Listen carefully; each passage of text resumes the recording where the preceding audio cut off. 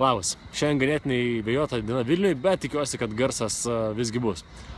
Jeigu ir tu sieki kažkokio gyvenime, sieki būti sėkmingesnis, uždirbti vis daugiau, sieki finansinės laisvės, tikriausiai pastebėjai tokį dalyką, kad atrodo, kad nori uždirbti daugiau, nori atrodo lengviau uždirbti tos pinigus, bet kažkas tave vis laiko ir kažkas vis trukdo.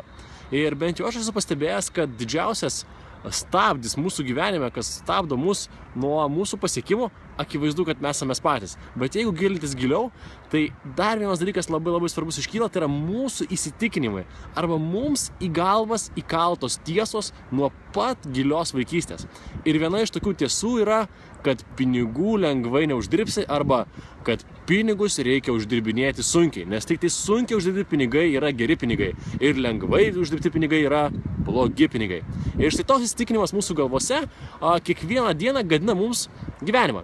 Nes kas vyksta? Mes turim milžinišką įsitikinimą, kurį mums įkalė tėvai, seneliai, mūsų visa aplinka nuo pat vaikystės, kad pinigų lengvai neuždirbsi, o jeigu netyčia ir uždirbai lengvai pinigus, tada būtina juos greitai prarasti, nes antra taisyklė, kad lengvai gausi, greit prarasi. Dabar, mėlėjai, kokia tiesa visgi yra? Kad pinigus uždirbti lengvai galima ir netgi sakyčiau, kad reikia pinigus lengvai uždirbti. Akivaizdu, kad norint uždirbti lengvai pinigus, reikia išmanyti savo reikalą, reikia sukurti pridėtinę vertę žmonėms, tai reiškia daryti veiklą, kuri jums yra svarbi, vertinga ir akivaizdu, kad svarbi ir vertinga kitiems žmonėms. Tai reiškia, tas verslas turi būti akivaizdu ekologiškas. Bet kokiu atveju pinigus galima ir reikia uždirbinėti lengvai.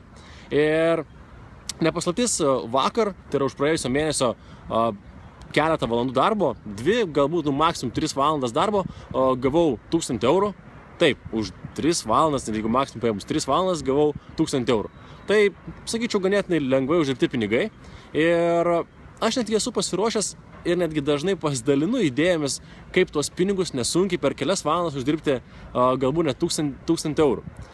Problema yra ta, kad žmonės netgi išgirdę tokį variantą, kad taip galima padaryti, vien dėl to, kad turi krūvą įsitikinimų, krūvą negatyvių įsitikinimų, nepatiki to ir nepasiima tų lengvų pinigų.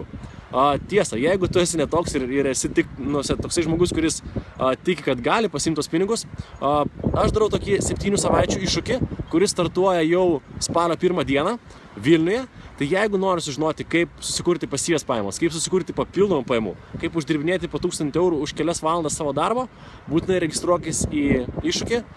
Adresas yra 7savaitės.lt, jį rasi žemiau. Tai tiek šiandien apie įsitikinimus ir apie startuojant iššūkį. Dėkui, kad žiūrėjai, pasimatysim, kaip visada. Jeigu patiko video, jauti, kad jis yra vertingas, pasidalink su draugais, paspausk like, aš būsiu labai dėkingas. Ate!